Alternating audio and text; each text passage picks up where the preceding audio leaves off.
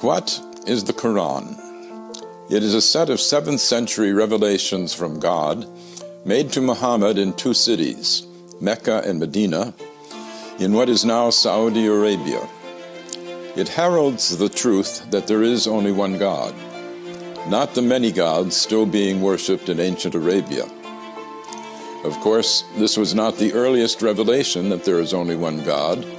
That had been taught in Hebrew to the Jews and in Greek to the Christians before it was taught to Muslims in Arabic.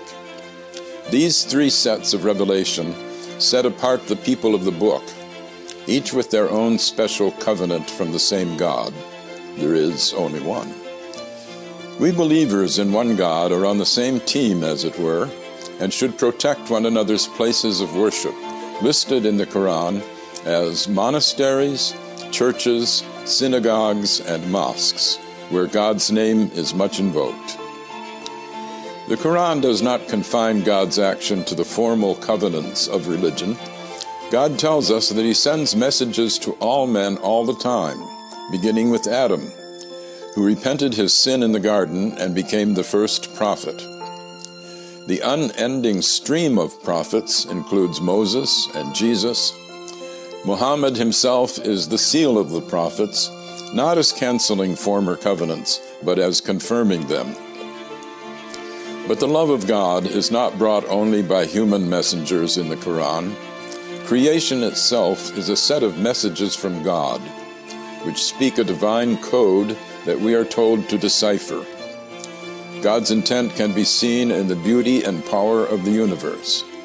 Moses does not speak alone on the mountain speaks with him. Birds speak to Solomon. The world is constantly signaling to us, bringing us insights into the beauty and power of its maker.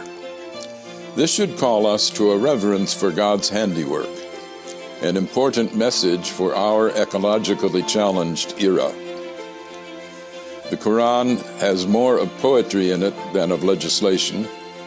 It sets ethical norms while stressing the need for mercy in our dealings with God's fellow creatures.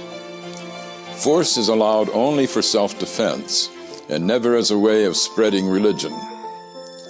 Commercial dealings with fellow Muslims or with non-Muslims should be meticulously fair and never extortionate.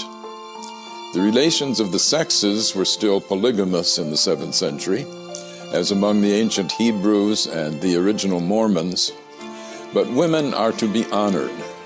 In fact, the dowry that was paid to a husband's family